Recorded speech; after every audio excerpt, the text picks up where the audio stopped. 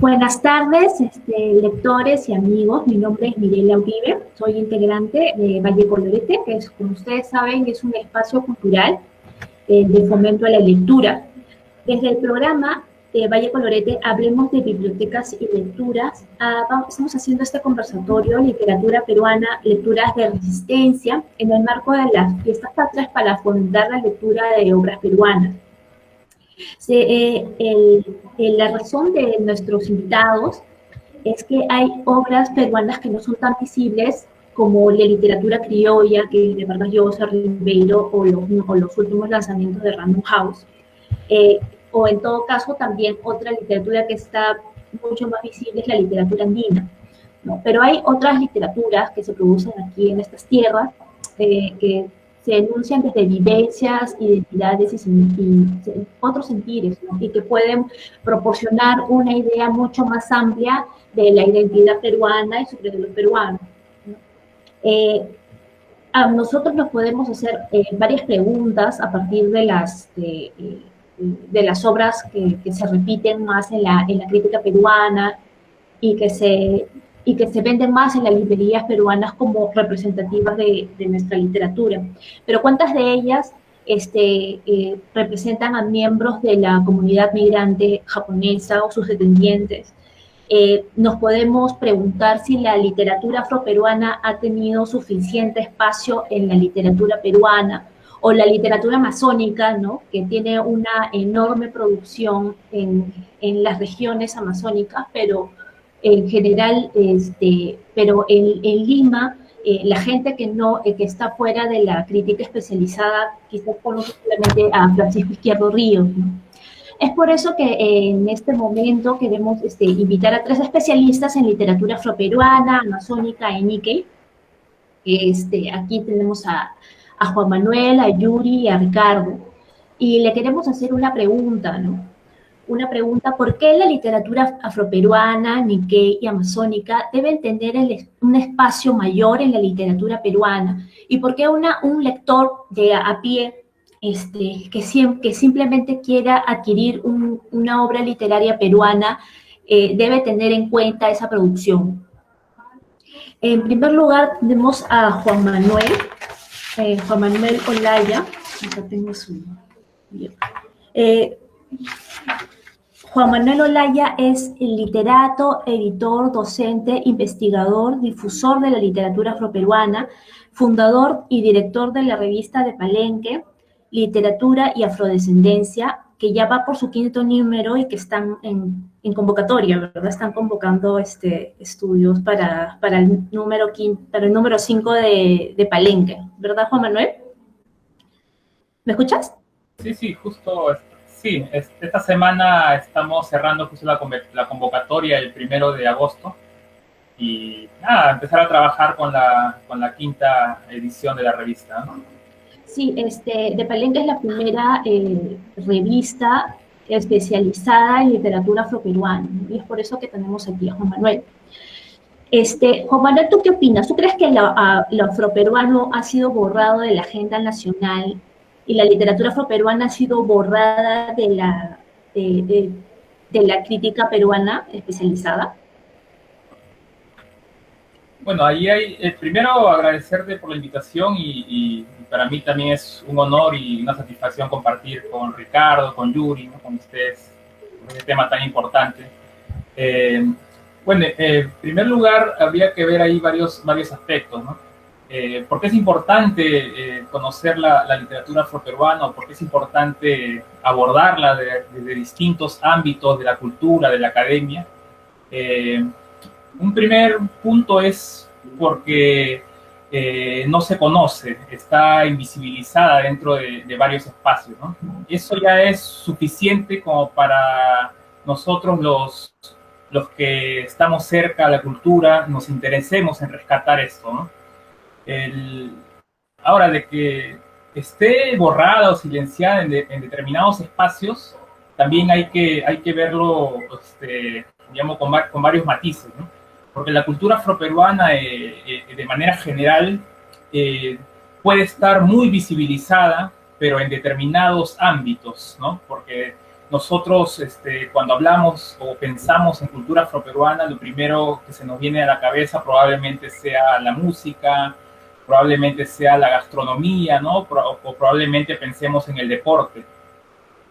Entonces, digamos que en estos campos ahí se ha explotado muchísimo a la cultura afroperuana, pero por el contrario se ha dejado de lado otros aspectos ligados a cuestiones intelectuales, ¿no? A aportes políticos, digamos, eso es artístico, pero no tanto ligado a lo musical o gastronómico, sino más un trabajo intelectual. Uno de ellos es la literatura, obviamente. Y nos damos cuenta de que esto está invisibilizado porque si observamos las currículas de las universidades, o sea, no figura aquí la literatura afroperuana, ¿no? Y si por algún motivo uno conoce o llega a acercarse a esta producción dentro de la universidad, principalmente es por esfuerzos individuales de investigadores que están interesados en el tema, pero no por un esfuerzo, digamos, sistemático, estructural de las instituciones o de las universidades, ¿no? Igual, lo mismo podemos observar en los colegios, ¿no? En los colegios no se nos enseña nada de literatura afroperuana, ¿no? Y no solo en la parte de literatura en general, o sea, y se sigue trabajando el tema de la cultura afroperuana como lo musical, lo gastronómico, lo deportivo, ¿no? Pero en cuestiones de historia, por ejemplo, nadie te enseña más allá de la esclavitud, no se sabe nada más, ¿no? La literatura está invisible, ¿no? Ya digamos, el recorrido literario que se hace en los colegios ya digamos que son estos escritores clásicos, y también digamos que se ha trabajado mucho el ámbito andino, ha habido una preocupación muy fuerte por el mundo andino también, y lo afroperuano ha quedado siempre al margen, ¿no? Existe una producción muy amplia en lo que se refiere a la literatura afroperuana y esta se desarrolla bajo ciertas particularidades que obedecen a todo un contexto histórico también, ¿no? Y, por ejemplo, yo quisiera recordar un poco, digamos, cómo ha sido tal vez este recorrido, este derrotero que ha perpetuado una invisibilización de lo afroperuano, ¿no? Y, por ejemplo, si uno revisa digamos, uno de los primeros textos que trata de hacer un panorama histórico de la literatura del Perú, ¿no? A partir de la independencia, que es José de la Riva Agüero, en su libro El carácter de la literatura del Perú independiente, que me parece que es de 1905. Y a mí me parece interesante porque quien debiera hacer un panorama, ¿no? Tal vez completo de la literatura peruana, ¿no? Él plantea algo bien concreto, ¿no? Que en un par de líneas él dice que no hay necesidad, no tiene por qué ocuparse del aporte de la raza negra a la literatura peruana, porque simplemente no han aportado nada, ¿no? Y así que sería innecesario hablar de ello. Entonces, por el contrario, se enfoca en el aporte español, el aporte criollo, ¿no? En menor medida el aporte andino. Pero ya esta primera sentencia que plantea José de la Riva Agüero es determinante, creo yo, porque ese estudio ha servido como un referente también para los estudios panorámicos posteriores que se han hecho sobre la literatura peruana, ¿no? Entonces aquí se observa un primer intento de invisibilización desde un plano estrictamente literario, ¿no? Porque ya ha habido desde el plano cultural más general, siempre ha existido esto, ¿no? Pero José de la Riva Agüero plantea esto y posteriormente también uno puede recordar los juicios muy fuertes y desproporcionados de José Carlos Mariátegui también sobre la cultura afroperuana, ¿no? Donde menciona que ellos simplemente han venido aquí a perturbar la cultura nacional y que han influenciado con su barbarie, su salvajismo y simplemente esto, ¿no? Y entonces nos damos cuenta, ¿no? Que esto de aquí, si se te niega todo un aporte cultural, ¿no? Obviamente esto repercute también en la literatura. Ahora, hay que también digamos, contextualizar esta invisibilización, ¿no? Porque debido al contexto histórico también de la población afroperuana que aún tiene que seguir con los lastres de la esclavitud, fue que prácticamente hasta la mitad del siglo XX es que, digamos, hubo un mayor acceso, un mayor acercamiento al sistema educativo, al sistema letrado, ¿no? Y es por eso que cuando uno observa o revisa un poco sobre la producción de la literatura afroperuana, se encuentra con dos aspectos, ¿no? Con la oralidad y la escritura.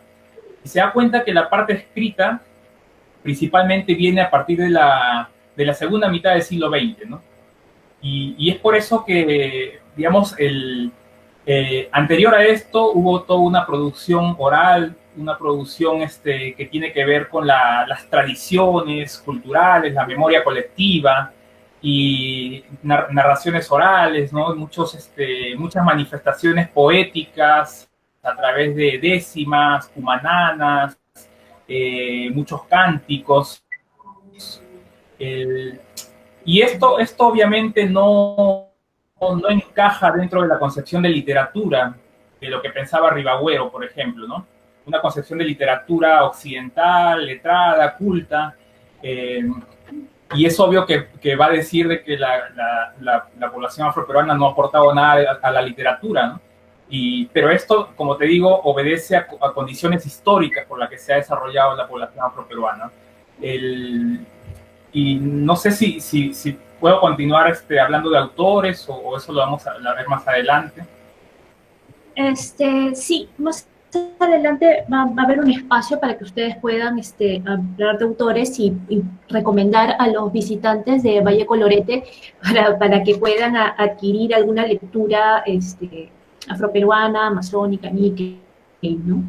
Es muy importante lo que tú dices, porque incluso hasta José Carlos Mariátegui, bueno, que es un gran pensador latinoamericano, reproducía ciertos prejuicios acerca de la comunidad afroperuana, ¿no? Que se entiende, bueno, por el contexto, pero en cuanto a las soluciones para el Perú o incluso sobre literatura, incluso sus ideas sobre literatura femenina eran un poco avanzadas para su época, pero respecto a la comunidad afroperuana todavía había un rasgo conservador en él, ¿no? Y sobre lo que dice sobre literatura oral y sobre literatura escrita, sí creo que es que le resta mucho a los estudios de la literatura, ¿no? Porque eso le priva a un montón de lectores de poder disfrutar de la literatura oral, ¿no? Sabiendo que es literatura, ¿no? Incluso ahora hay profesores, especialistas, que en los centros de estudios dicen que literatura es solamente para el escrito, ¿no? Niegan totalmente a la literatura oral, entonces eso nos revela una visión muy monolítica de la literatura peruana, ¿no? Y les resta más que todos a los lectores, ¿no?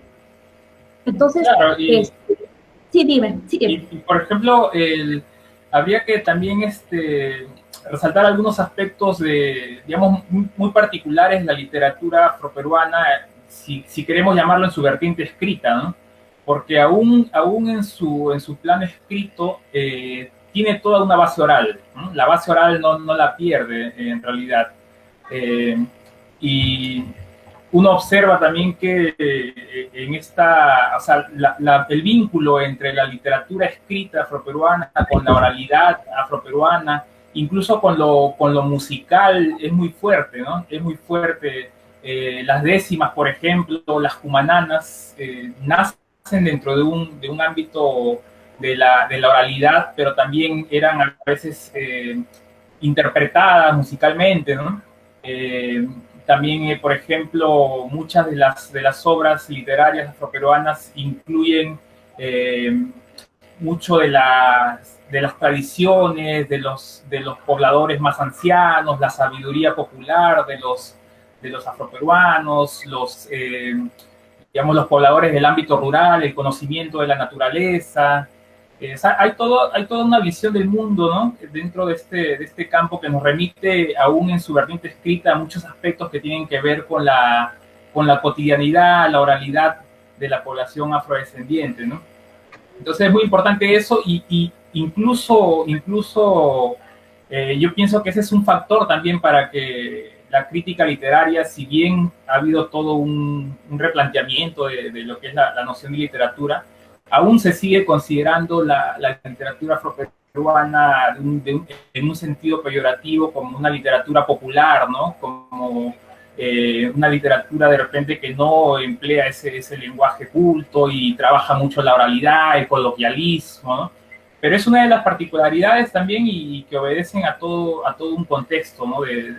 Histórico de la población afroperuana.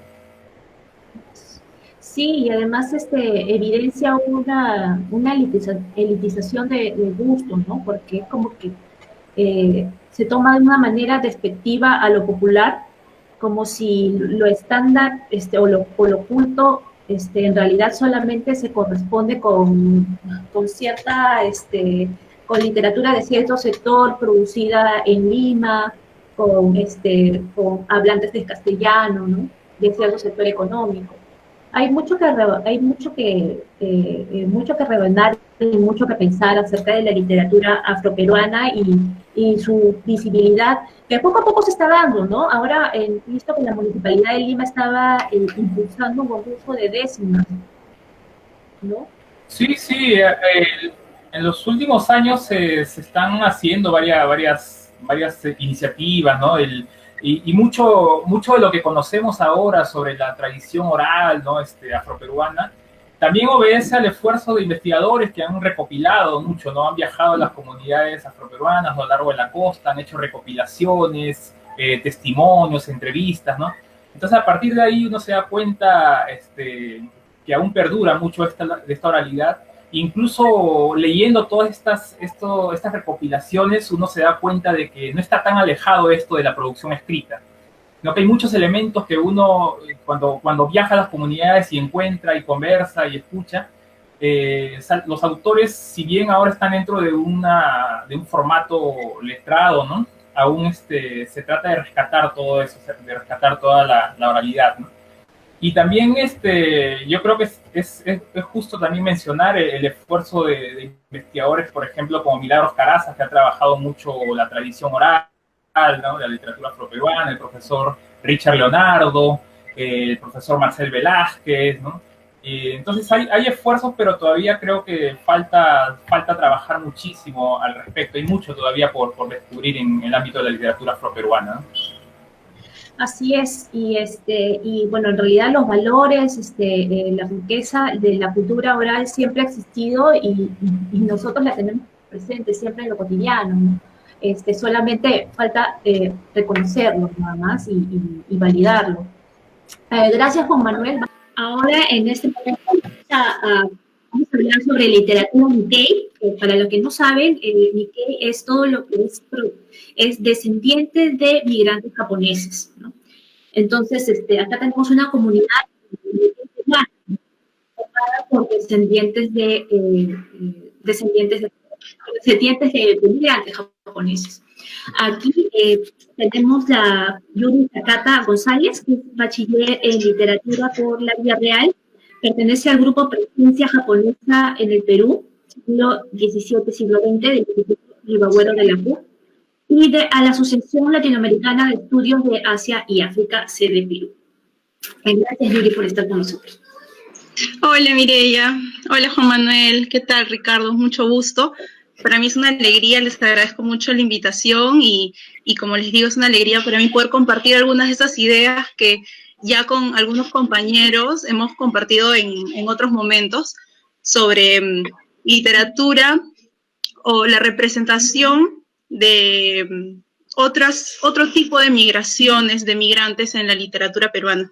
Antes que nada, sí hay que definir la palabra Nikkei. Como bien lo has dicho, la palabra Nikkei designa a los descendientes de japoneses en cualquier parte del mundo. En realidad es un término transnacional y se popularizó en los años 80. tanto así que en el último censo, cuando nos preguntaban por nuestra identificación étnica, ya podíamos ahí marcar entre las opciones que nos considerábamos Nikkei, ¿no? Entonces, ese es un término que me parece que se ha ido conociendo un poco más en los últimos años gracias al boom de la gastronomía Nikkei, ¿no? De repente las personas empezaron a interesar más por esta palabrita que escuchaban por ahí, que a veces no sabíamos exactamente lo que significaba. Ahora,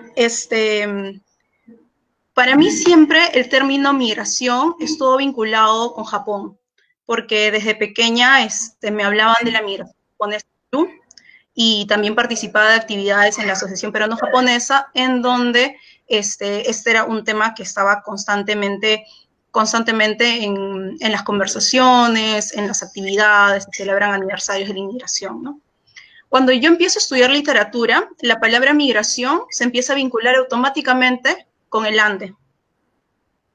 Y cuando se hablaba de literaturas migrantes, básicamente se hablaba de literatura, bueno, vinculadas con personajes andinos. Entonces, esto me llevó a preguntarme qué pasaba con las otras migraciones, sobre todo la japonesa, que era una migración con la que yo estaba muy familiarizada. ¿Qué pasaba con ella y la literatura? Investigando ya luego un poco, leí a Efraín Cristal, un texto muy interesante que aparece, me parece, en...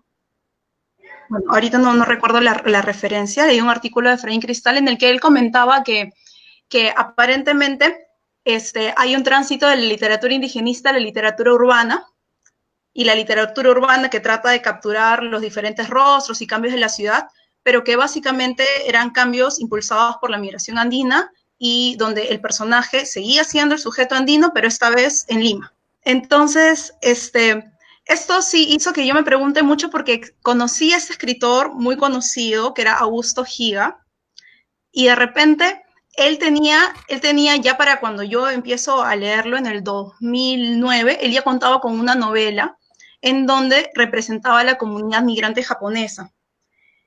Entonces, a partir de ello es que empiezo yo a investigar un poco más sobre la presencia del personaje japonés en la literatura peruana, del migrante japonés en la literatura peruana. Y me doy con la sorpresa de que los únicos momentos en los que se habían registrado ese tipo de personajes en la literatura peruana, no estoy hablando del japonés, sino del migrante japonés y sus descendientes, ¿no? Es en los 60, en los 70, con la obra en una novela de Arguedas, en una novela de Vargas Llosa, y por ahí en algunos cuentos de Ribeiro.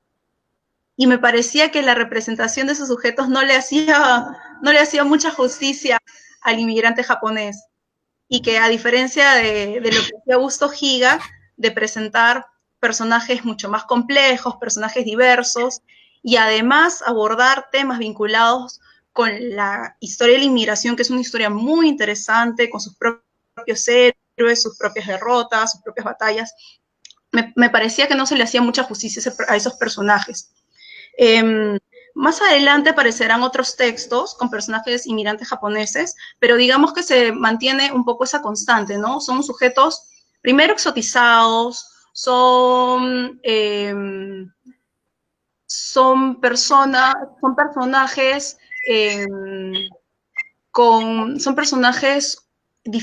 a los que es difícil acceder a sus pensamientos, siempre se les está mirando con sospecha, ¿no? Los narradores, el resto de los personajes los miran con sospecha. Entonces, me parece que existen algunos escritores Nikkei, no todos los escritores Nikkei abordan estos temas, pero los escritores Nikkei que lo hacen, de alguna manera, reivindican esos personajes, ¿no? En el caso de Augusto Higa me parece que se reivindica esos personajes, que presenta temas vinculados con la historia de la inmigración, que son temas que ni siquiera se escuchan en el colegio, ¿no? Muchos peruanos conocen muy poco o nada sobre la inmigración japonesa, a pesar de que actualmente sabemos de que tanto la inmigración japonesa como la inmigración africana, como la inmigración china tiene un impacto determinante en lo que nosotros consideramos ahora como cultura peruana, ¿no? Entonces, me parece que ese es el aporte que podemos encontrar en la obra de algunos autores Nikkei. Ahora bien, por otro lado, también tenemos autores Nikkei que, como mencioné, no abordan esos temas, tienen quizá otros intereses, pero que también son rescatables porque de repente ponen la sola presencia de ellos hace que nosotros nos preguntemos o quizá cuestionemos el canon de la literatura peruana y también como sociedad cuestionemos lo que entendemos por peruanidad, ¿no? Digamos, ¿cuál sería?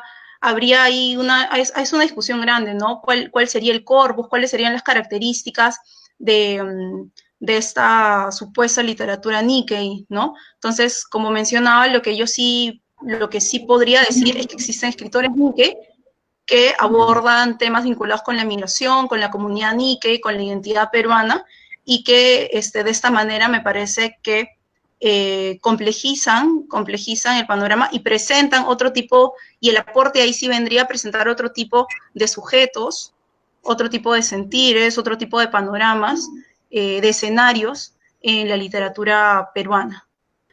Entonces, bueno, yo me había organizado un poquito de esta manera, quizá voy a hacerlo un poco rápido para no retrasar la intervención del compañero. Me parece que para hablar de los Nikkei no podemos obviar hablar sobre inmigración japonesa. Y de hecho que me gustaría mencionar algunos aspectos vinculados con la inmigración japonesa, ¿no? ¿En qué contexto llegan los japoneses al Perú? Bueno, en el siglo XIX se está industrializando Japón y el Perú tenía este sistema de haciendas. Necesitaban mano de obra para trabajar en la chacra y los japoneses que estaban pasando hambre y pobreza en Japón deciden venir hacia Perú. De hecho, que detrás de esto hay algunos tratados de amistad, comercio y algunos otros intereses de empresas y haciendas, ¿no? Pero digamos que de manera resumida, eso es un poco el contexto que posibilita el viaje de los migrantes japoneses al Perú. Es así que llega el primer barco en 1899 con 790 japoneses. En ese momento es que se inician los viajes de migración de Japón hacia Perú. Y bueno, entre ese año y 1939 van a llegar varios miles de japoneses al Perú. Van a trabajar en las chacras, luego algunos migran a la capital, ponen sus negocios, pero en el 40, debido a la Segunda Guerra Mundial, se hostilizó a los japoneses, se les quitaron propiedades y en muchos casos se les deportaron. Ese es un dato muy interesante porque no solamente se deportaron japoneses, o sea, se mandaron japoneses, perdón, no deportaron, mandaron japoneses a campos de concentración en Estados Unidos y además a sus descendientes, o sea, a sus hijos ya peruanos, también los enviaron a campos de concentración en Estados Unidos. Finaliza la guerra y el Estado poco a poco va devolviendo o va volviendo a un trato, va volviendo a tratar a los Nikkei y a los japoneses como, bueno, como cualquier otro ciudadano, ¿no? Esta comunidad se levanta de manera económica y vuelve a organizarse. Entonces, ese es el contexto bajo el cual llegan los japoneses al Perú, ¿no? Estamos hablando de inicios del siglo XX, vienen personas con contratos, aquí tengo un contrato, ¿no? A trabajar en las haciendas del Perú. En esa época no hay una producción literaria de estos migrantes, por lo menos identificada. Hay algunos pocos casos que se conocen de migrantes japoneses que escribieron poesía, pero lamentablemente no hay registro de ello, ¿no? Digamos que es una información que escuchamos por parte de algunos de sus descendientes, que comentan, mi mamá solía escribir, tuve la suerte de conocer a una migrante japonesa que me contó que tenía un libro lleno de poemas, un cuaderno lleno de poesía, de haikus, pero no fue editado, ¿no? Entonces, bueno, Como mencionaba, los japoneses llegan a principios del siglo XX y entonces me parece interesante hablar un poco del contexto de inicios del siglo XX y de la producción cultural. A inicios del siglo XX tenemos un personaje del mundo cultural que es Clemente Palma, y él publicaba textos antinipones en revistas. Clemente Palma obviamente era un intelectual de la época, y así como él existían otros intelectuales que estaban en contra de la inmigración japonesa. Las personas que estaban a favor de la inmigración japonesa eran empresarios, pero digamos que en el ámbito cultural teníamos figuras como Clemente Palma con un discurso discriminador, incluso apelaban a la inferioridad de la supuesta raza amarilla, como le llamaban de manera discriminatoria.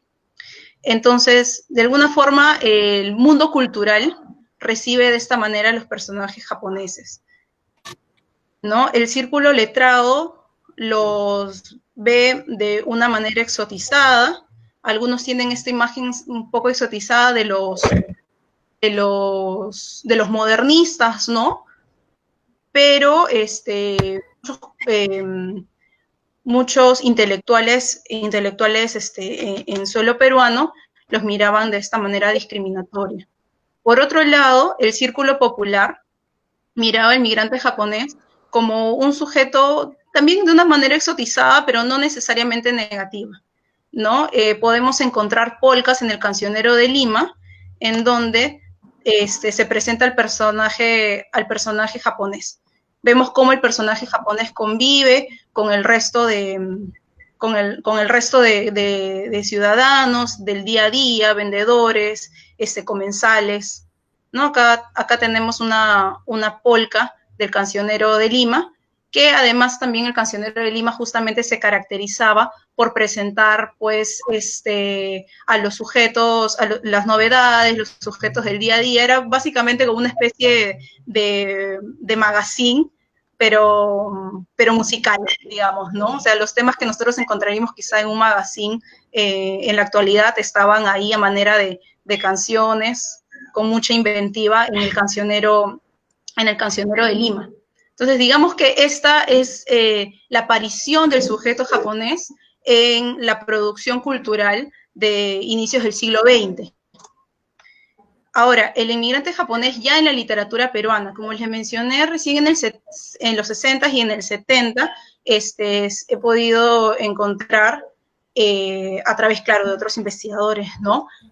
Sujetos japoneses, ¿no? Tenemos el caso del Sexto, la Casa Verde y la palabra del mudo. En los tres casos, por momentos se les ve al personaje japonés con cierta ternura, ¿no? Pero son sujetos un poco pérfidos, a los cuales no hay que darles mucha confianza, que también esta imagen un poco estaba presente en las canciones del Cancionero de Lima, ¿no?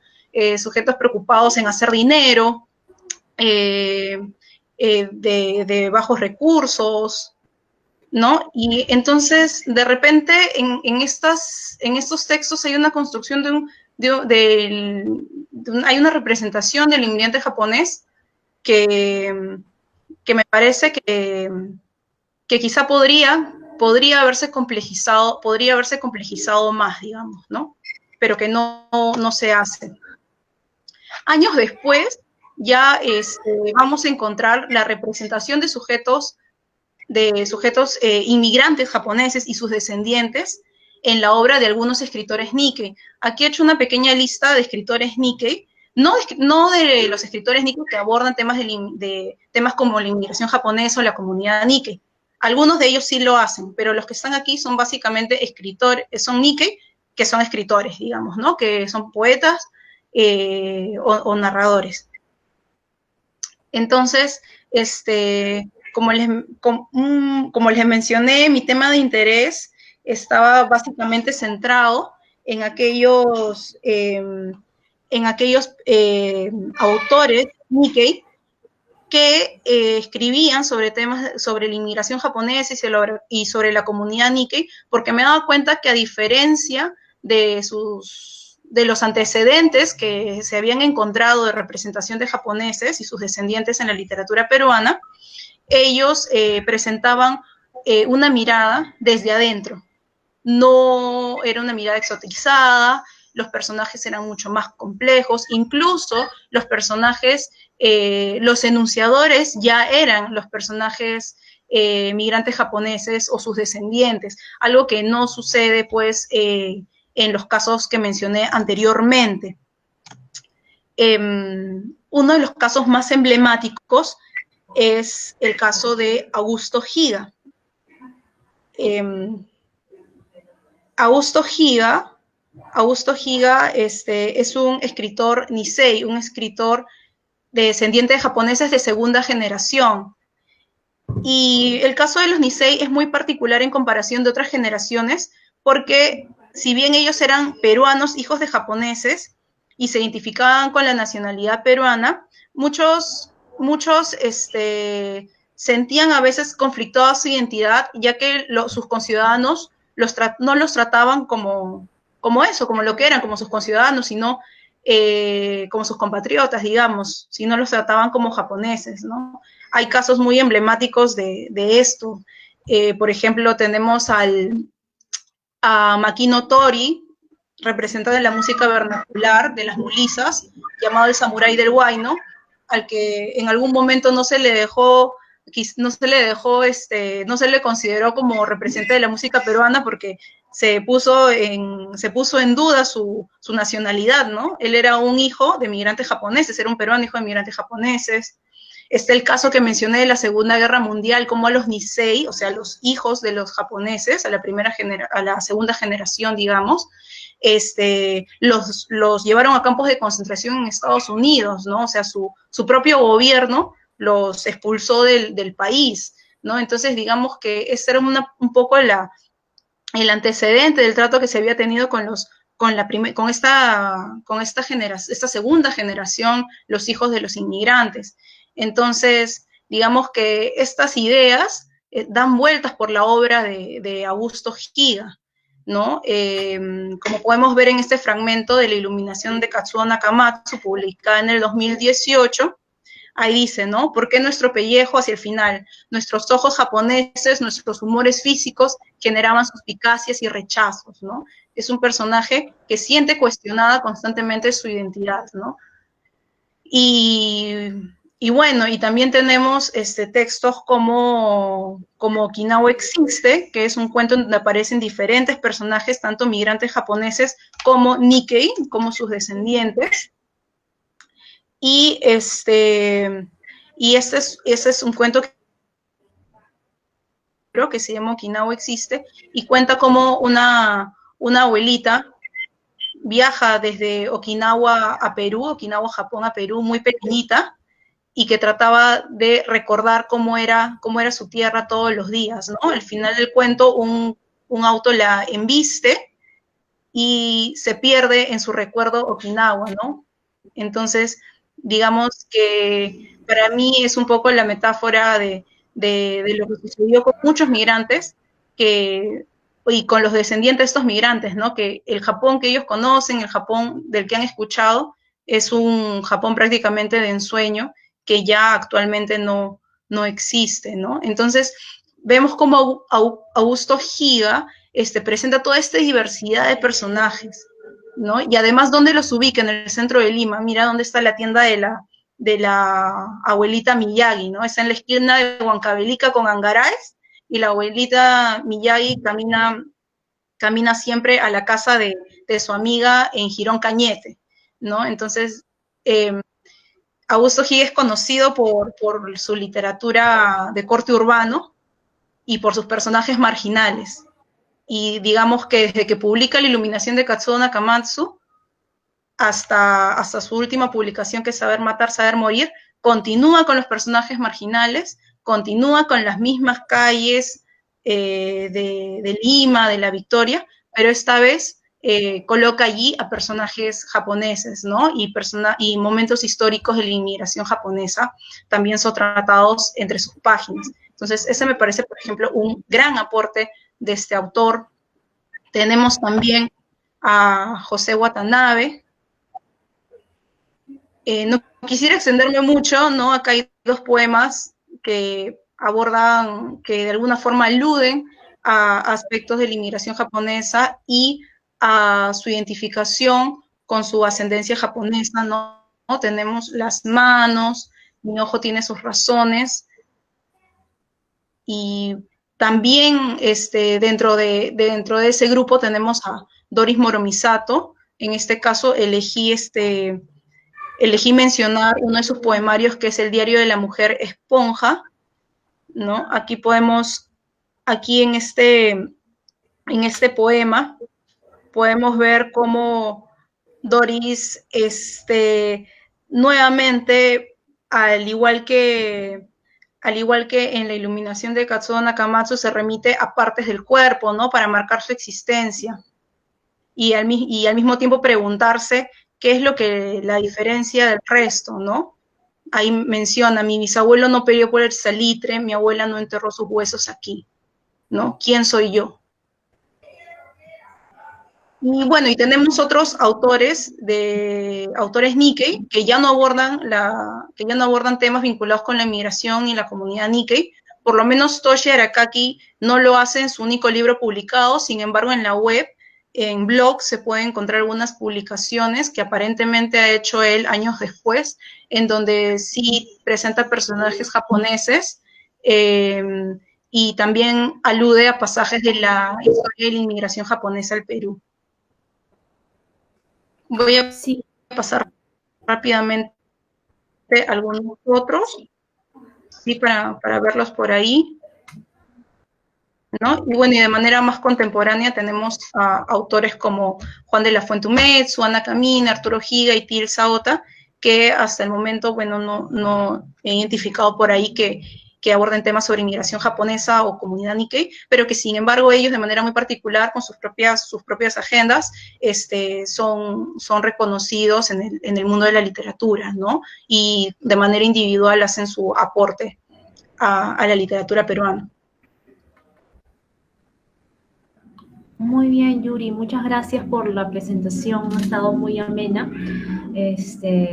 Y sí, justo cuando estabas hablando, sí, hay algunos textos que he leído de Higa, como en sus cuentos, y Higa, perdón, en su novela Gaijin, todavía no he tenido el gusto de leer La Iluminación.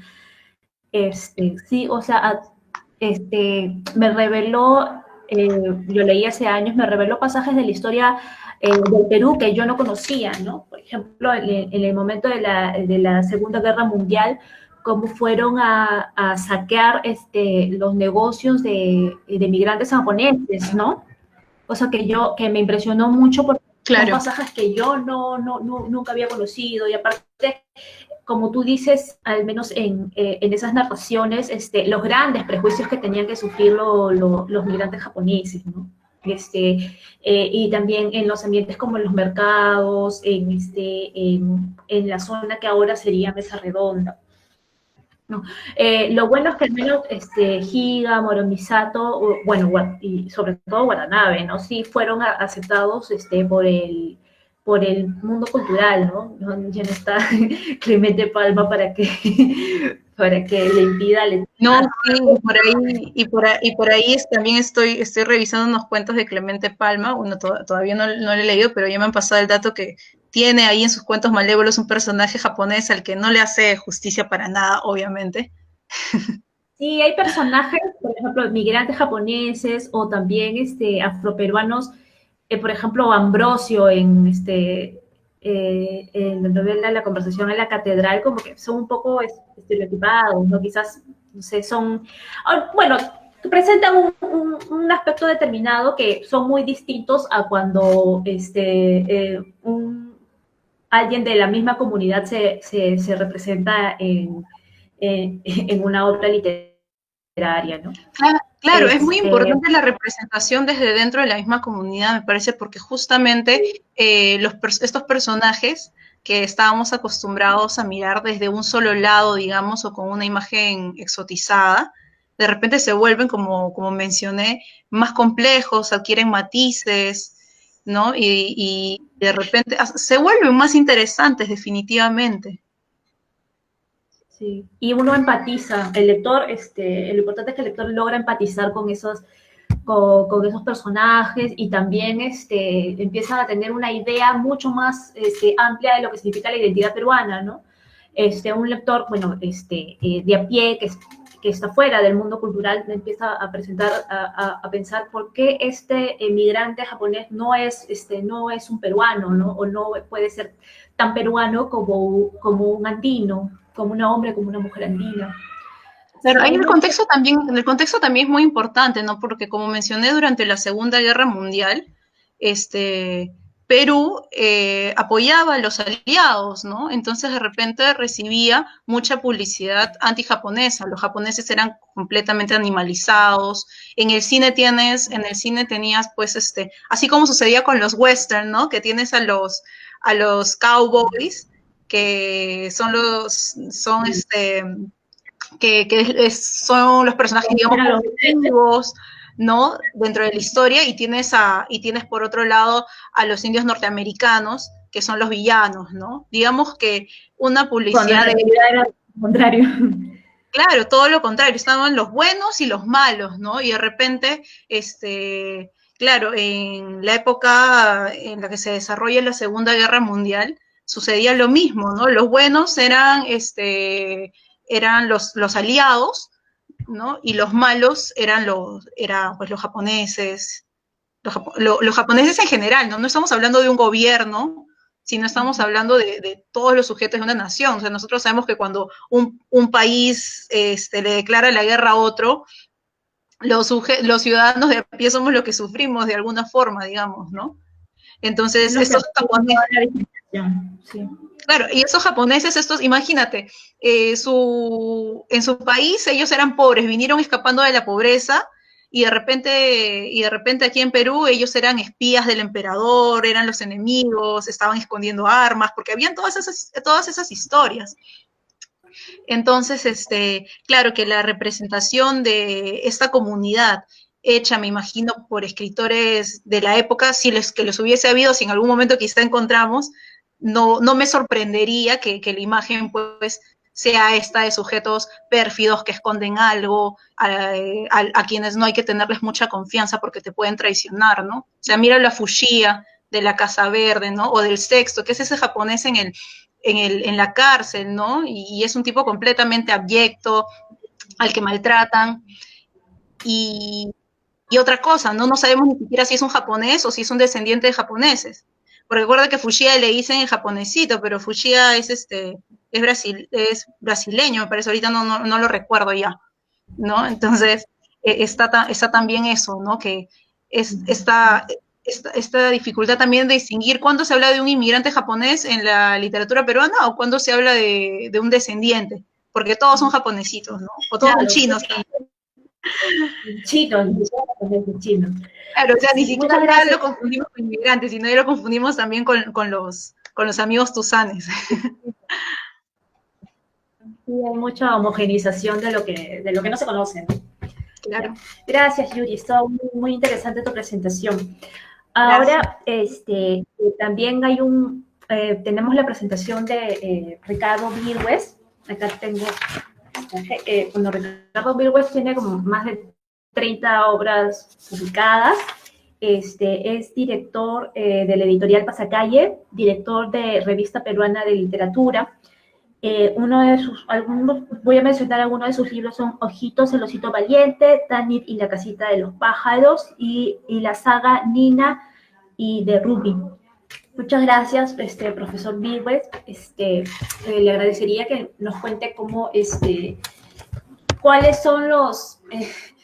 ¿Qué ha tenido cómo se enfrenta los escritores, los estudiosos de la literatura amazónica a una visión monolítica de la literatura peruana, ¿no? Y cómo y en qué le beneficia a los lectores consumir literatura peruana amazónica? Bueno, buenas noches, Yuri, Mireya, Juan Manuel, Walter. Gracias a Valle Colorete, qué nombre, algún día me van a explicar qué significa, por organizar este tipo de eventos donde la literatura abre otros ámbitos, ¿no? Voy a hablar de literatura amazónica en términos muy resumidos. Eso implica modificar un poco la visión que tenemos del Perú, porque hasta hace cerca de 100 años la Amazonía era el 80% del territorio peruano, es decir, era casi todo el Perú. Ahora es el 60%, sigue siendo el territorio más grande. Y en la época colonial ocurrieron hechos muy parecidos a lo que pasó en los Andes y en la costa, es decir, penetraciones de los españoles para conquistar el territorio, pero la diferencia está en que hemos registrado alrededor de 400 rebeliones hechas por los pueblos originarios. La diferencia está en que todas fueron exitosas. Es decir, la resistencia amazónica fue absoluta, barrió con todos los elementos de penetración. Recién es en la República cuando Ramón Castilla entra a cañonazos, por ejemplo, en la zona Xáninca, y con los barcos, igualmente a cañonazos, logran vencer de alguna manera ese territorio que les era esquivo.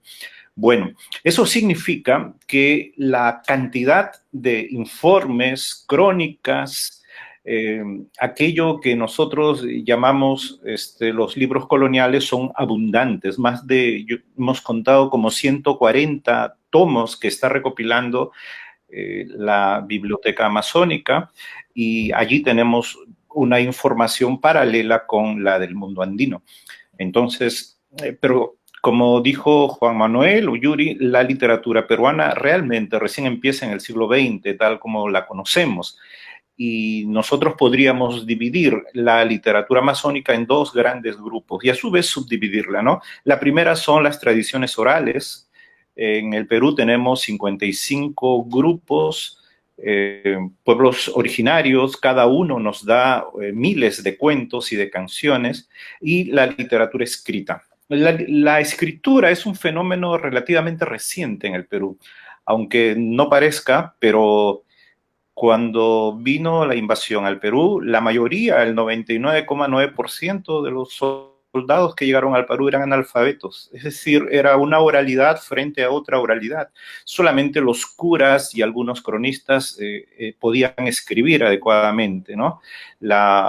El proceso colonial y postrepublicano solo repitió. A eso se debe que la literatura peruana carezca de una sólida literatura colonial. Estaba prohibido además en el Perú publicar novelas. No sé si sabían ese detalle, mientras en Brasil hay una fuerte corriente novelística. Durante la colonia en el Perú no estaba prohibido. Durante 300 años prohibido escribir novelas en el país. Bueno, entonces tenemos que empezar a hablar de literatura amazónica escrita recién a partir del siglo XX, ¿no? La Amazonía, a comienzos del siglo XX, vivió una etapa muy, muy interesante, dolorosa también, pero muy interesante, que es la del ciclo cauchero.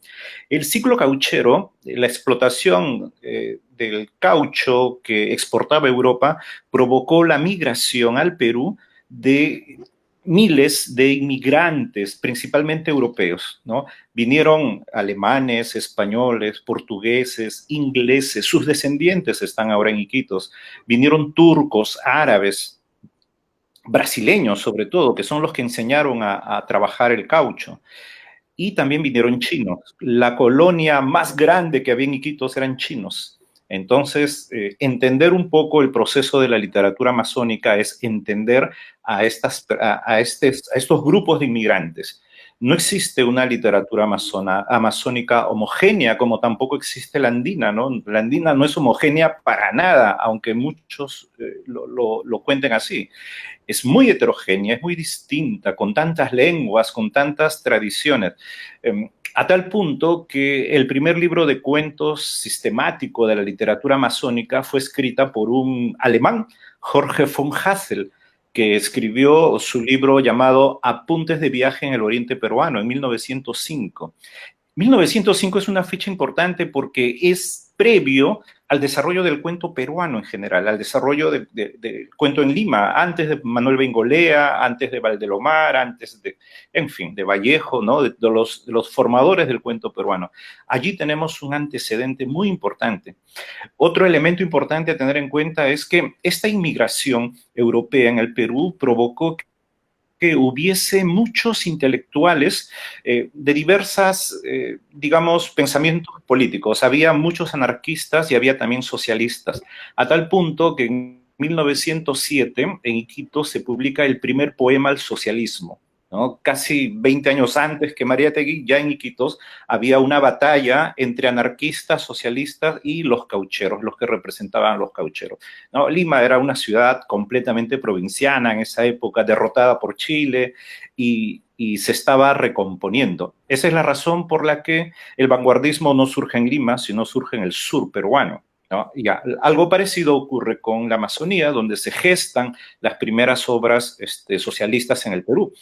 Y es sintomático que uno de los escritores que participara en esta especie de bronca entre la Liga y la Cueva, que eran los dos grupos que competían entre sí ideológicamente, participara también, viniera a Lima para participar junto a José Carlos Mariátegui en la creación de algunas revistas, ¿no? Por ejemplo, la revista Mundial, la revista Variedades fue fundada Mariátegui y Humberto del Águila. Humberto del Águila escribió un cuento importantísimo. En esa época lo publicaban en periódicos, 1915, 1918, que se llama Cuentos Amazónicos. Estoy hablando de los primeros cuentos modernos en el Perú, ¿no? Antes que ocurriera en Lima. Y había muchos intelectuales loretanos que viajaban a formarse en Europa. Por ejemplo, Miguelina Costa, que fue la primera abogada peruana de quien se ha publicado un libro hace poco, fue feminista, fue socialista, también anarquista. En fin, tuvo un debate interesantísimo con Mariátegui sobre la concepción de la montaña, ¿no? Esto es importante entenderlo porque lo que dominó en el siglo XIX y parte del siglo XX fue el positivismo. El positivismo fue un gran paso en el pensamiento humano, pero tenía sus limitaciones. Por ejemplo, estratificaba las culturas y las personas. De ahí al racismo hay solo un paso. No solo Mariátegui tenía esas ideas sobre los afroperuanos, sino también las tenía Marx, ¿no? Cuando hablaba de sociedades primitivas, sociedades modernas. Ahora sabemos que son sociedades distintas simplemente, pero en esa época el positivismo era lo que dominaba y la racialización de los sujetos que no pertenecen al grupo dominante era inevitable, ¿no? Racialización a los afro, a los amazónicos, a los pueblos originarios, a los andinos. Y un dato curioso es que la presencia portuguesa en la Amazonía fue dada principalmente por afro-brasileños, de tal modo que existe una muy fuerte descendencia ya ahora afro-peruana en la Amazonía, pero que no se reconocen como afros, ¿no? Solo son amazónicos. Por ejemplo, el poeta Armando Almeida, actualmente vivo, que publica libros, él es afro a 100%, pero de origen brasileño. Sus padres lo fueron. Se llama Armando Almeida Nascimento. Sus dos apellidos son portugueses. Y así como él, hay otros también que han creado una mixtura, una riqueza increíble. Esa riqueza se expresa en la lengua. La única región en el Perú que ha desarrollado el castellano a niveles de elaboración novedosas ha sido la Amazonía. Ha inventado lo que es el castellano amazónico. El castellano amazónico rompe totalmente con el castellano estándar, a pesar de que utiliza el quechua en su sintaxis y en su semántica, sus significados, para crearte una lengua. En una charla con un amigo lingüista, Gustavo Solís, me decía, el castellano amazónico es otra lengua. Me decía, no es castellano, es otra lengua. Y nosotros vemos que ese castellano amazónico, que se nota mucho en el habla, o sea, el habla amazónica no solo es cantarina y hermosa, sino también utiliza mucho el quechua en su sintaxis, en sus significados. Antes, yo creo que de manera más virtuosa, hace que el castellano sea quechuizado o el quechua castellanizado mucho antes que el pequeño experimento que hizo José María Arguedas, ¿no? Y que tuvo mejores logros con Óscar Rolchado, por ejemplo. Esa síntesis de lengua es una constante en la literatura amazónica. Es decir, una buena parte de la literatura amazónica es un combate con el lenguaje, ya sea recogiendo la oralidad ya sea recogiendo la oralidad y transformándola a niveles estéticos, o ya sea tratando de crear un lenguaje literario a partir de ese castellano amazónico. Imagínense un libro publicado recién hace unos años llamado Xunto. Xunto es el fuego donde la gente salta en San Juan. Ya, ese libro reúne cuentos muy hermosos, de entre los mejores que yo he leído, donde mezcla castellano amazónico, castellano estándar, cocama, algo de Bora y Huitoto, ¿no? En frases entremezcladas. Y es un hecho interesante porque el Perú, siendo un país de muchas lenguas, en su literatura casi nunca se ha probado unir las lenguas, ¿no? ¿Ustedes imaginan un libro algún día que tenga las 55 lenguas en el Perú? Es una locura. En la Amazonía algo se intenta, por eso es que una de sus novelas más emblemáticas a este nivel lingüístico sea Paiche, de César Calvo de Araujo. La publicó en 1968. Paiche es nuestro magma lingüístico, o sea, es la novela más experimental a nivel lingüístico que se ha hecho en el Perú, ¿no? En el Perú no existen novelas experimentales a nivel lingüístico, y Paiche, a pesar de que utiliza castellano estándar y luego castellano amazónico, utiliza un castellano amazónico que ya se está perdiendo incluso, ¿no? Y que en los diccionarios que hacemos de castellano amazónico se van formando.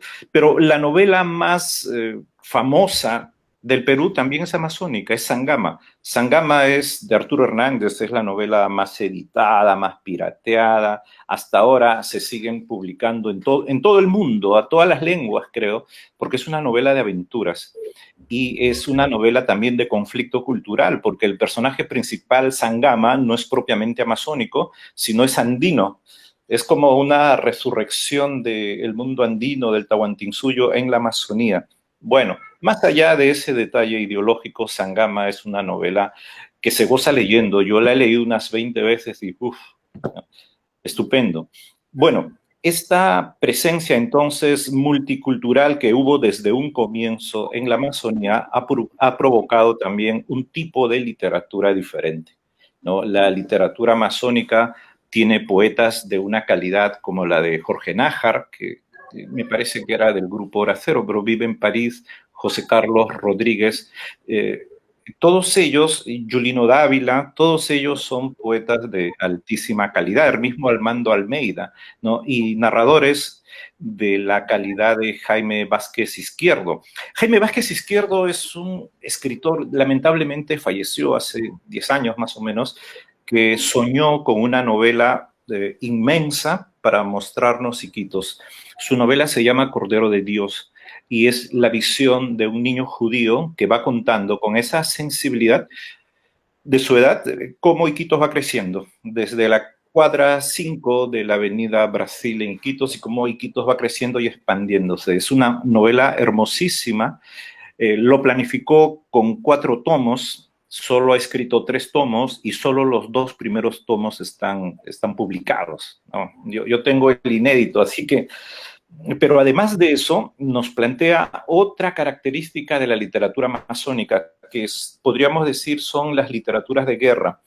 Es decir, la Amazonía ha tenido batallas, conflictos con países vecinos, con Brasil, con Colombia, con Ecuador, y uno de los elementos que forma el inconsciente colectivo, digámoslo así, de los loretanos, es precisamente estas pequeñas guerras que hubo. Entonces, en la novela El río Putumayo, de Jaime Vázquez Izquierdo, se narra el conflicto entre Perú y Colombia. En la novela La guerra del sargento Ballestero se narra el conflicto de Perú y Brasil, ¿no? Son situaciones y elementos bastante desconocidas, pero de alta calidad. Y puedo citarte más autores, pero solo voy a detenerme en uno más, que no es amazónico, sino cajamarquino, es Luis Urteaga Cabrera, ¿no? Luis Urteaga Cabrera vivió con los Shipibos y recogió la tradición oral, entonces publicó un libro primero que era pura recopilación y reestructuraba las historias. Es decir, Luis Urteaga Cabrera jugaba con las estructuras de la tradición oral y las estructuras de la literatura escrita. Hay cosas que debemos saber, por ejemplo, la ficción es momento, digamos, de creatividad humana dividida en muchas disciplinas, entre ellas la literatura. Hay ficción para el cine, hay ficción para el teatro y hay ficción para la literatura. En la literatura, el momento de la literatura escrita es pequeñísimo comparado con lo que es la tradición oral. O sea, la tradición oral se ha formado durante miles y miles y miles de años, mientras que la literatura escrita es apenas, ¿no? La imprenta se inventó en 1400, en el Perú estamos hablando que comienza la literatura. Entonces, hay un concepto erróneo, me parece, en el mundo académico, que ve la literatura solo como la literatura escrita, ¿no? Eso ha caído, eso es un concepto colonial que hasta ahora se sigue practicando. Por ejemplo, en la Universidad de Missouri existe el programa y la Facultad de Tradiciones Orales, ¿no? En la Unión Soviética, en la ex Unión Soviética, en Rusia, gracias a Vladimir Prop, también se estudiaban las tradiciones orales. ¿Y cuál es la razón? La razón es que la tradición oral ha inventado todas las técnicas que tiene la literatura escrita, ¿no? Ha inventado la historia en ese proceso de nacer, desarrollarse y morir, que Aristóteles lo puso en presentación, trama y final. Ha inventado los personajes, la tradición oral ha inventado los diálogos, ha inventado todo. Lo que ha hecho la literatura escrita solo es afinar todas esas técnicas. Y algo más, en un congreso de tradición oral que tuvimos el año pasado, descubrimos algo interesantísimo que me ha dado mayores luces sobre la tradición oral. Es la siguiente: en poesía, la tradición oral se expresa mediante los cantos, las canciones. Bueno, un investigador ha encontrado que los cantos cacataivos contienen rimas internas y rimas externas, miles de años antes que las rimas latinas que nosotros conocemos, ¿no? Que los cantos Awajún y One Piece contiene un tipo de métrica parecida a la poesía china y japonesa, ¿no? Que tienen otro tipo de sonidos. Y uno se queda boquiabierto al descubrir que esa tradición oral no son en absoluto mitos y leyendas, como hasta ahora, gracias al racismo que nos han educado desde pequeños, solemos considerar, sino son una gran literatura que aún merece ser conocida. Entonces, en resumen, esto es apenas un apunte de lo que podría ser una visión de la literatura amazónica. Son miles de libros, se publican cientos de libros al año en la Amazonía, en Pucallpa, en Iquitos, sobre todo en Tarapoto, donde, quiero decir, en la región San Martín, donde se centra la mayor riqueza lingüística, mientras en Loreto, la riqueza lingüística del quechua de San Martín con el portugués ha creado una hibridez en el lenguaje increíble, ¿no? La literatura andina recién está despertando su conciencia de hibridez, a pesar de que ya desde Huamampoma podríamos encontrar, pero una visión estética moderna, planificada, controlada recién en este siglo, algo que la oralidad amazónica lo ha hecho hace mucho tiempo, hace siglos también. Bien, eso sería todo de mi parte. Gracias. Gracias, gracias Ricardo, ha sido muy completa pero en realidad ha sido panorámica y nos da una idea de todo lo que, lo que nos falta visibilizar, ¿no? Y lo que nos falta ampliar en cuanto a memoria nacional, ¿no? No solamente en nuestro concepto de literatura, ¿no? Muy pocos saben que la primera novela urbana fue escrita también en la región amazónica, ¿no? Entonces hay una idea también, sí, es un racismo institucional que no que le quita validez a las culturas, a la literatura producida, que la literatura producto de la oralidad, ¿no? Ahora, ¿tú crees que es bueno, es innegable que hay en cuanto al el mundo cultural limeño, hay poca visibilidad de la literatura amazónica, ¿no? Incluso también dentro de los currículos de las universidades, del plan lector de los colegios, hay muy poca producción de literatura amazónica, ¿no? Quizás por ahí Francisco Izquierdo. Pero eso hay por una barrera, ¿usted cree que es por las barreras de lenguaje, barreras lingüísticas, o es por el racismo institucional de la academia? Definitivamente es el racismo institucional, pero hay que tener en cuenta que hasta los años 60, creo, había mucha presencia de literatura masónica. Si tú lees todas las antologías que había una presencia enorme de literatura masónica. Es más, los cuentos de Calderón, García Calderón, algunos cuentos amazónicos, cuando lo postularon para el premio Nobel, o lo iban a postular para el premio Nobel, incluía mucho literatura masónica, ¿no? Lo que pasa es que a partir de los 70 hay un cambio drástico. La presencia de las ciencias sociales en el Perú fue aplastante. Para mí las ciencias sociales son muy religiosas, ¿no? Todo lo ven mito, leyenda, sagrado. Entonces, son experiencias poco científicas para ver históricamente el proceso. Ahora, una de las cosas interesantes es que tú puedes acudir a la literatura masónica y saber que estás leyendo lo mejor de la literatura peruana. Por ejemplo, en la prosa, el nivel de la prosa de Luis Urteaga Cabrera es única. A mí me parece una prosa perfecta. Miguel Gutiérrez se rendía y decía que la prosa de Luis Urteaga Cabrera era como los clásicos, como Babel, como Quiroga, como Chekhov, ¿no? Lo comparaba. Y creo que ningún escritor peruano ha tenido esa comparación. Si tú lees la poesía de Julio Nelson de Iquitos, él vivió mucho tiempo en Europa, pero es una poesía conceptista al estilo de Vallejo, pero de una belleza porque utiliza las formas poéticas orientales, principalmente chinas y vietnamitas. Entonces, la idea de una desvalorización de la literatura masónica, yo creo que más que eso es la poca difusión que los medios. Pero entendamos una cosa, en Lima los medios no solo visibilizan muy poco a la literatura afroperuana, niqueí, amazónica, sino a la misma literatura limeña. A la literatura limeña acá se produce miles de títulos que jamás salen Y otro de los problemas que tiene la literatura en Lima es que de las 4 universidades donde se enseña literatura, básicamente se enseña historia de la literatura, teoría literaria, y no se enseña el arte de la ficción, es decir, cómo construir cuentos, cómo construir poesía. Y se trabaja empíricamente.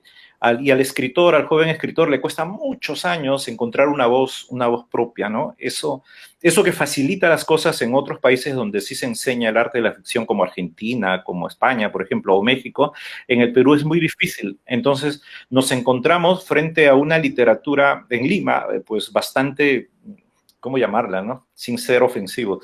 Pero en la literatura masónica tenemos una literatura de primer nivel. Yo creo que nada, te puedo citar esas novelas o esa que todo el mundo ha considerado como una suerte de Biblia de los chamanes, que es Las 3 mitades de Hino Mozo, ¿no? De una belleza perturbadora en el lado poético, Entonces, ese tipo de libros tiene la literatura masónica, literatura de guerra. No tiene nada, absolutamente nada que envidiar a una literatura que se hace en Lima, donde más bien podríamos ser bastante drásticos, ¿no? La difusión. Creo que el tema que tú tocas básicamente es el de la difusión. Allí sí hay una arbitrariedad tremenda, no solo contra las literaturas del Perú, sino contra la propia literatura limeña. Gracias, Ricardo. Ahora, bueno, ya ha pasado, ya ha pasado una cantidad de tiempo considerable. Sí me gustaría, creo que es importante, que ustedes recopienden autores de literatura amazónica, afroperuana, nikkei, que los lectores podrían leer, ¿no? ¿Usted cree que sean agradables, que les va a beneficiar? Y también, ¿cómo haríamos desde las bibliotecas, desde la gestión cultural, desde la investigación, cómo haríamos para difundir ese tipo de literatura que, como ya lo he dicho, bueno, ya lo han dicho ustedes también, reciben menos espacio, ¿no? Bueno, yo me quedé un poco con la gana de aterrizar en algunas obras, en algunos autores, pero voy a aprovechar estos minutos para ver este aspecto, ¿no? Bueno, en principio, digamos, cuando hablamos de la representación de la cultura afroperuana dentro de las obras literarias, también hay que distinguir estos dos aspectos, ¿no? Que más o menos abordaba Yuri cuestión de la literatura Nikkei. Hay una visibilización, hay una presencia fuerte, digamos, en esta primera mitad del siglo XX de lo afroperuano en la narrativa, en muchas obras literarias, ¿no? Pero estas están elaboradas de una manera externa, ¿no? Marcel Velázquez hablaba del sujeto esclavista para el siglo XIX, por ejemplo, ¿no? Donde se trabaja una serie de estereotipos o representaciones que tienen toda una carga, digamos, racista, ¿no? Y entonces esto tiene continuidad en la primera mitad del siglo XX, ¿no? Y muchas obras que algunas de ellas han logrado entrar incluso a los colegios, como Matalaché, por ejemplo, ¿no? O algunas obras de José Díaz Canseco, de estampas mulatas, ¿no? Entonces tratan de representar al sujeto afroperuano, pero siempre hay una línea en común, ¿no? Yo mencionaría algunas obras, por ejemplo, como Roque Moreno, de Teresa González de Fani, Ildefonso, de Carlos Camino Calderón, Matalaché, de Enrique López Albújar, Estampas mulatas, de José Díaz Canseco, Mar y Playa, de Fernando Romero. Todas estas obras tienen todo un hilo conductor, ¿no? Que es el protagonismo del afrodescendiente, pero a partir de aspectos ligados a lo corporal, a lo sexual, ¿no? Marca muy bien los estereotipos, ¿no? Que ya viene de hace mucho tiempo atrás, ¿no? Y algunos lo utilizan el término negrista, ¿no? Una literatura negrista, donde hay una distancia entre el sujeto de escritura con el referente que está representando, ¿no? Y generalmente digamos, el sujeto que escribe es parte de la élite, ¿no? Un letrado y totalmente externo a este mundo que él representa. Por otro lado, ya en la segunda mitad del siglo XX, digamos que ya se empieza a adquirir voz, ¿no? Los sujetos afroperuanos empiezan a publicar, a escribir, desde una concepción tal vez distinta, ¿no? Distinta. Ahí yo quisiera mencionar como bisagra el aporte de Nicomés y Victoria Santa Cruz, que son ese enlace entre la oralidad anterior y la escritura que viene posteriormente, ¿no? No me voy a detener en ellos, pero, por ejemplo, ¿no? Hablamos de autores como Antonio Gálvez Ronceros, Gregorio Martínez, podemos hablar de repente en estos dos autores como una nueva mirada que se da de este sujeto afroperuano, pero marcado por la ironía, por la parodia, por la burla, ¿no? Y que también tiene algunos aspectos que se podrían debatir y que uno puede observar como algunos elementos propios de estos autores anteriores también pueden ser retomados por estos autores, ¿no? Sin embargo, yo quiero dejar, digamos, sobre el tapete también un tema muy importante, ¿no? Digamos, cuando hablamos un poco de esta naturaleza de la literatura afroperuana o qué obras podrían formar este corpus de la literatura afroperuana, entonces básicamente yo trato de no dejarme llevar un poco o demasiado por la figura del autor, ¿no? Es decir, si el autor se reconoce como afroperuano o tiene los rasgos afroperuanos, creo que eso relativiza mucho este asunto, ¿no? Cuando hablamos de fenotipo, del color de tu piel o del cabello, ¿no? O de cómo te reconoce, ¿no? Yo prefiero apelar a esta idea del lugar de enunciación que se asume al representar esta obra, ¿no? ¿Cuál es el punto de vista que tú presentas aquí, ¿no?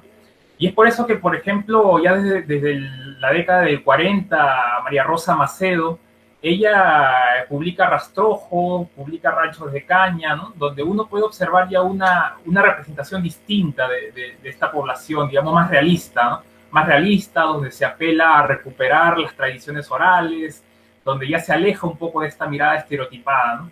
Y, bueno, se habla de Gregorio Martínez, Antonio Gálvez Ronceros, que digamos, ellos se puede comentar otros aspectos de ellos, pero, por ejemplo, tenemos más actual a Lucía Charún Illescas, la autora de la novela Malambo, tenemos a Mónica Carrillo, poeta, autora del poemario Unícroma, tenemos a José Campos Dávila, incluso el mismo Cromwell Jara también tiene muchos cuentos donde él trabaja muy bien esta parte de la población.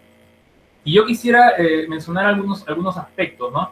Que lo diferencia un poco de esta primera representación de la élite letrada, ¿no? Se trata de recuperar mucho la memoria histórica, ¿no? La memoria histórica, la esclavitud, las tradiciones orales, la visión del mundo del propio poblador afrodescendiente, ¿no? Sí, digo, estos autores apelan mucho a recuperar elementos originarios africanos que se han perdido, digamos, a lo largo de la historia, ¿no? Entonces uno va a observar muchos rezos, muchos ritos africanos que se incluyen en las obras, ¿no? Incluso palabras, lenguas, rezos de lenguas yorubas, por ejemplo, bantú, se apela a muchas deidades africanas, los orishas, Yemayá, Ochum o Batalá, ¿no? O sea, digamos que hay una mirada distinta, ¿no? Hay una mirada distinta a esta primera representación de la primera mitad del siglo XX hacia atrás, ¿no? Donde se apelaba el afroperuano solo a partir del cuerpo, a partir de lo sexual y de los estereotipos. Aquí ya se trata de trabajar el aspecto humano, ¿no? La memoria histórica, recuperar todos estos aspectos, ¿no?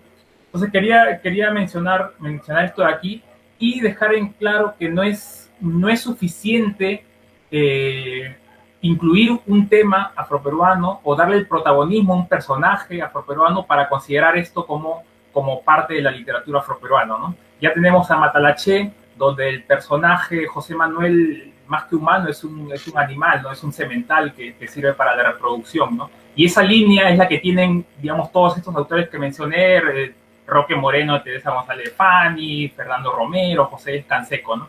Esa línea es la que tratan de trabajar ellos, ¿no? Entonces eso demuestra de que no por representar o darle protagonismo al afroperuano vamos a considerar esto como parte de la literatura afroperuana, ¿no? Entonces, desde ahí es que yo decía que a partir de esta segunda mitad del siglo XX en que uno ya puede considerar un corpus de literatura afroperuana en su vertiente escrita, porque se da esta mirada, si queremos llamarlo desde adentro, ¿no? Esta mirada que yo insisto, o sea, muchos de ellos, incluso la mayoría, son escritores afroperuanos, pero yo quiero apelar al lugar de enunciación que emplean ellos. ¿Por qué? Porque también existen escritores afroperuanos que su producción no tiene nada que ver con el tema afrodescendiente, ¿no?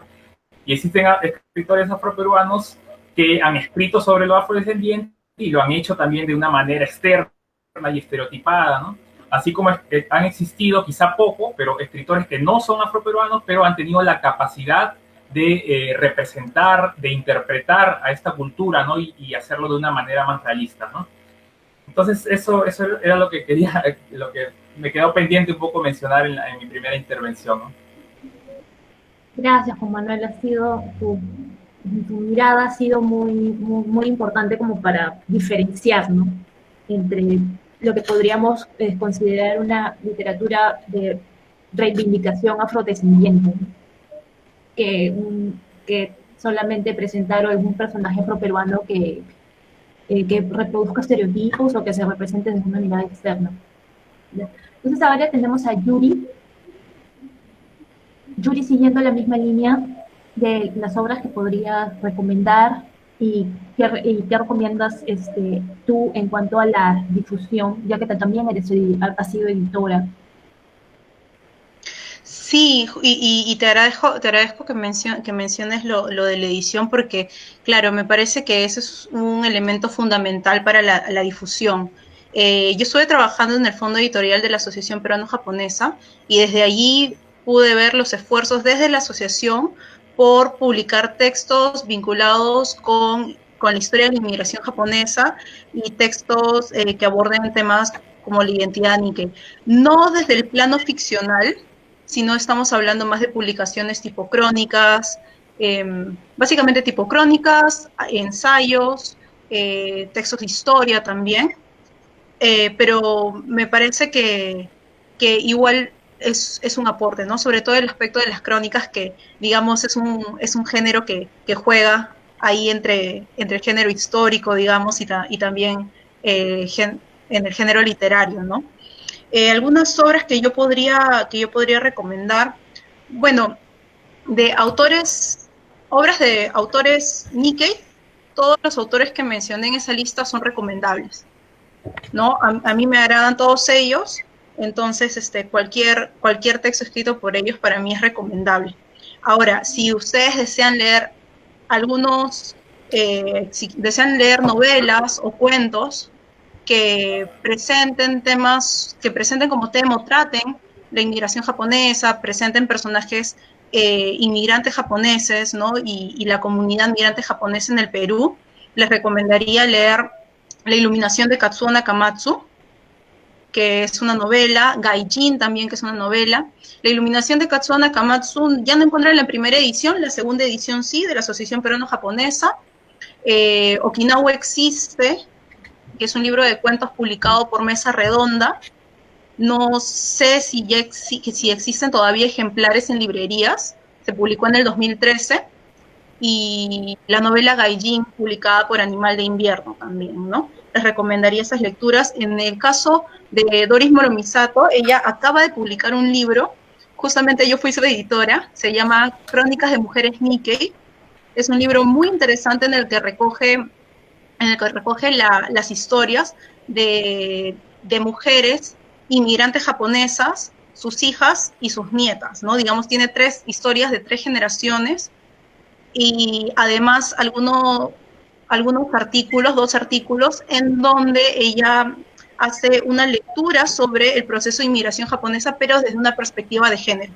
¿Cuál fue el lugar de la mujer en el proceso de la inmigración japonesa?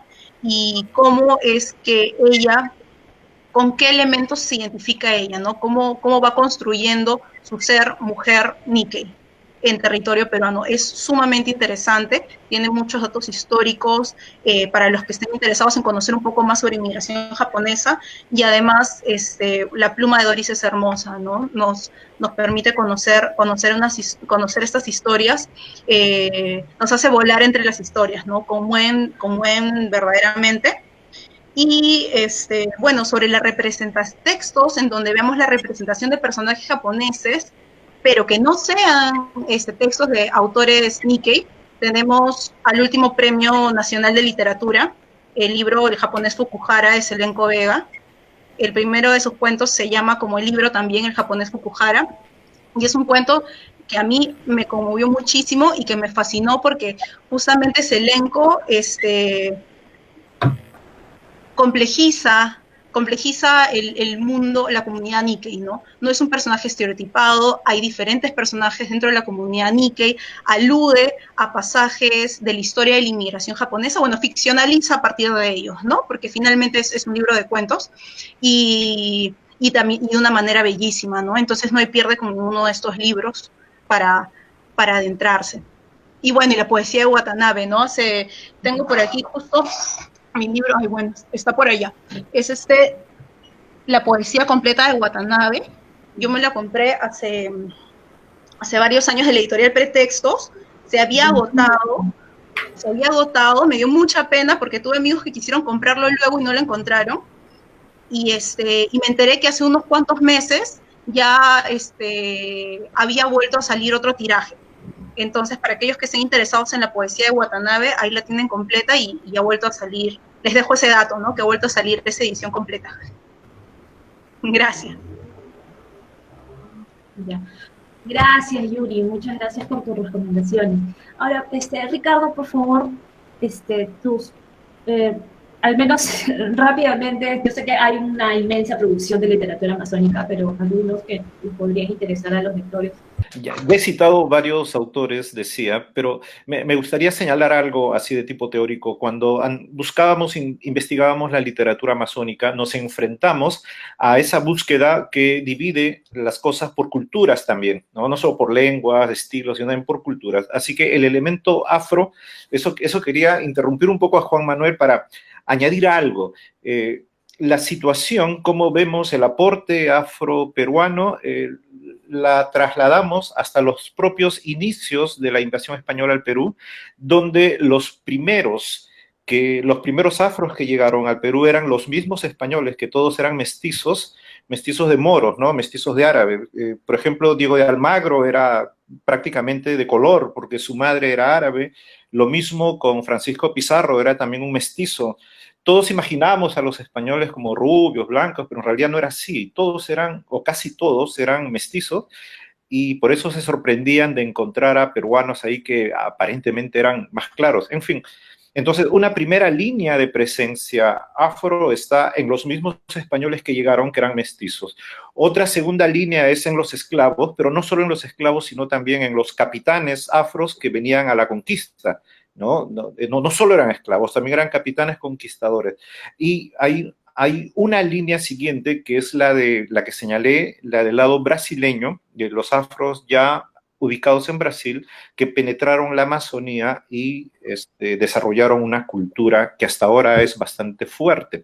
Eso ha provocado un tipo de literatura, pero como dice Juan Manuel, estamos estereotipando si creemos que solo pueden escribir sobre un tema.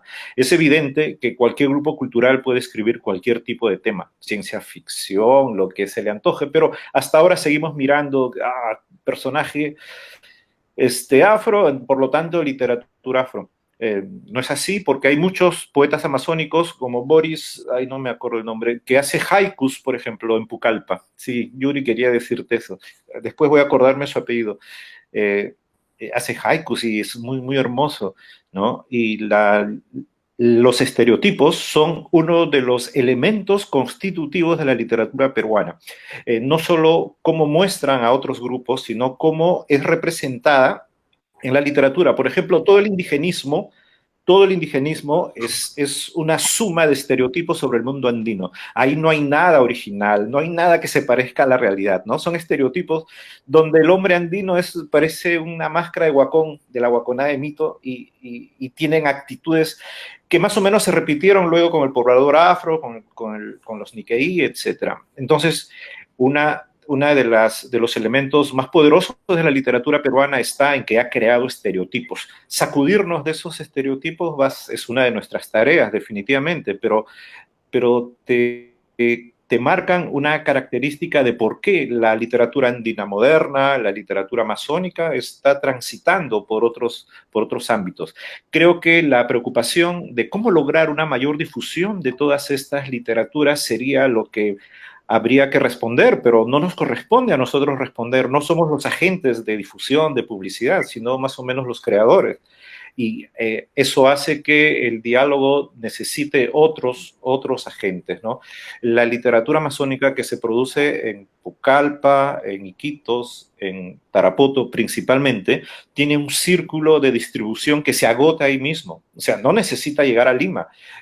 A veces hay libros que salen en Iquitos y en un mes ya se agotó todo, ¿no? Uno se entera por los amigos, pero si no, estamos perdidos. Hay cientos de libros que se publican a veces cada mes, ¿no? Hay editoriales nuevas que han surgido. No estoy hablando de calidad para nada, pero son experiencias literarias que están marcando un dinamismo que también se vive en Lima, obviamente, pero que está mostrando que a veces la división, como estamos haciendo ahora, de amazónico, de afro, de Nikkei, pierda un poco consistencia, ¿no? Porque ya que al final expresan cualquier tipo de tema, la literatura y la ficción es una ventana abierta para todos. Bueno, solamente eso, gracias. Gracias Ricardo, Yuri, Juan Manuel. Sus presentaciones han sido muy enriquecedoras para los que los estamos escuchando, y también gracias por sus recomendaciones. Y bueno, es obvio que todo lo que nos han enseñado, nos han dicho, es producto del trabajo de investigación, ¿no?, que ustedes han hecho por muchos años, ¿no? Trabajo de investigación, edición, escritura, ¿no? Entonces, muchas gracias por asistir, y gracias también a los visitantes que nos puedan estar viendo ahora. Sigan pendientes a la página, a la página de Facebook, que tenemos más novedades en el programa de Hablemos de Bibliotecas y Lecturas. Gracias.